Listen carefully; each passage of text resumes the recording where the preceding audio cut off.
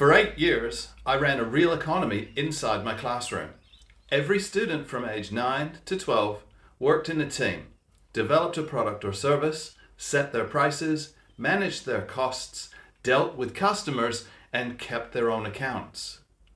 Across those 8 years, more than 500 students worked in 104 businesses. Some of those businesses absolutely thrived. Their owners walked out of that classroom with a level of financial confidence most adults don't have. And some struggled badly. Not because they weren't smart, not because they didn't care, because of something specific, something I could see clearly by week 3 of every term. Today, I'm going to tell you what it was. What I did was I actually had a setup in my classroom around economy rules. Let me give you that setup because it matters for understanding about what I'm going to share.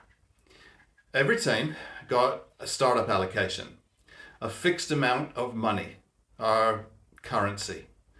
Not a loan, not a grant, a one-time injection of capital. And what they did with it was entirely up to them. They had to decide, what are we selling? What does it cost us to make? What are we charging? And who is our customer? And critically, what happens when we make a loss in week 1? No rescue, no teacher bailing them out. If they overspent their startup capital, they operated in deficit. The consequences were real and they mattered. And that's the only way it works. By week 3 of every term, without exception, the businesses had sorted themselves. You could walk in and see within 5 minutes which businesses were going to thrive and which were in trouble. By week 3, without exception, in 8 years, there's 3 traits that appear constantly, not just in the businesses that succeeded, but in the specific students who drove those businesses forward. Trait number 1, they cared about their customer, not just the product. The students whose businesses struggled were almost always in love with their own idea. They'd spent their startup capital on product and they barely thought about who was actually going to buy it. The students whose businesses thrived, they had a different instinct. Before they finalized their product, they asked, what do you actually need? What would you pay for? What's missing from what we're doing? And they were curious about their customer's problem, not just their own solution. I watched a team pivot their entire product line in a week because one of them had asked 3 classmates what they wished they had during their homework time. And the team that hadn't asked anyone was still trying to sell something that nobody wanted in week 5. They were curious about the customer's problem and not just delivering their own solution. So the second trait, they had a system before they had a sale. So the second trait sounds boring, and it is boring, and that's exactly why it separates the thriving businesses from the struggling ones.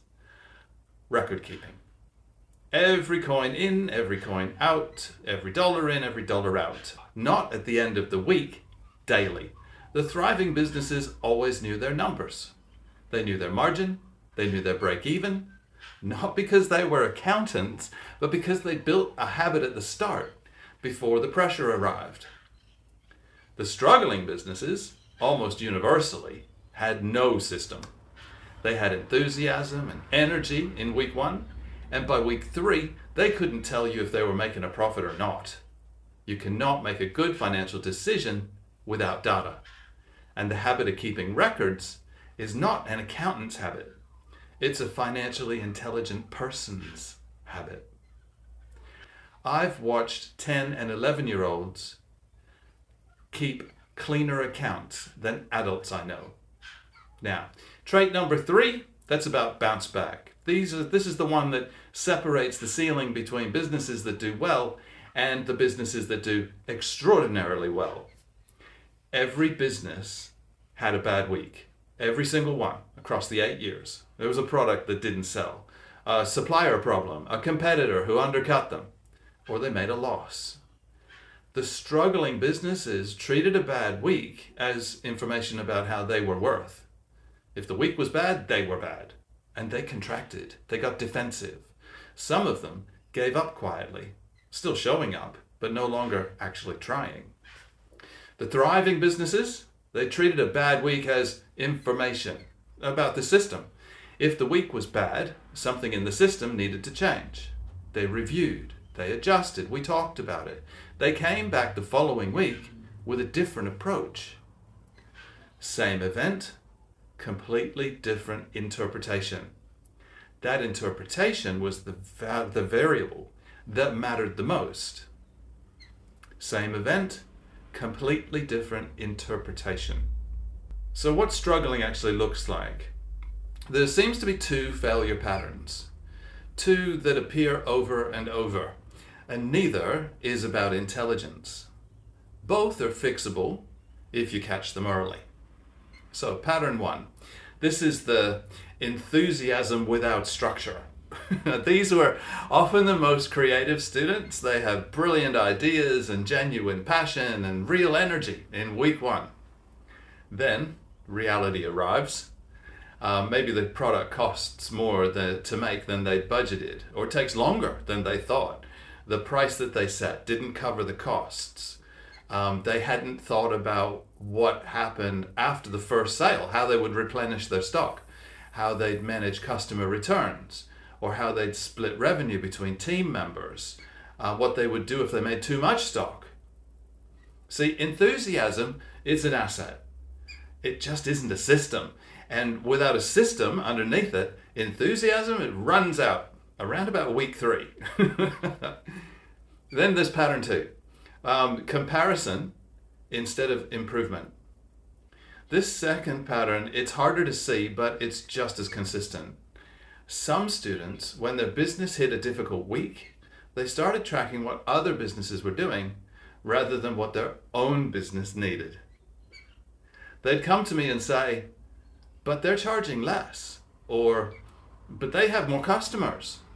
And they weren't wrong, but the information wasn't useful because it wasn't about them. Their business's problems could only be solved by looking at their business. A child who learns to compare rather than improve doesn't grow out of it, and that habit follows them. I'm just being direct, I'm being honest, it moves with them through life. So, what this means for your child. Now here's why this matters for you as a parent.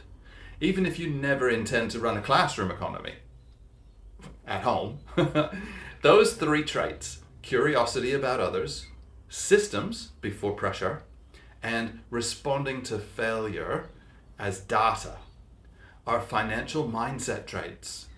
They show up in how your child handles money well before they run a business. They show up the first time they make a purchase decision, in the first time they set a savings goal, in the first time their spend jar runs out.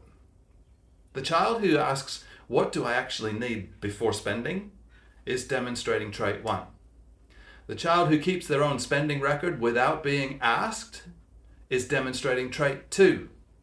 The child who loses their savings to an impulse buy, accepts that it happens, and immediately starts talking about the next time, is demonstrating trait 3.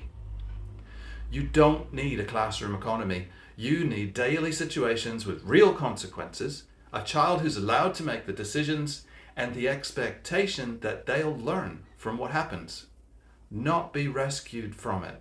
I suppose that's your parent instruction. They don't need rescuing. They'll need to learn lessons in a safe environment when the consequences are smaller than when they're grown up. See, Gerri and Phil, the characters at the center of the Financial Adventure Club, they live these exact patterns in every episode.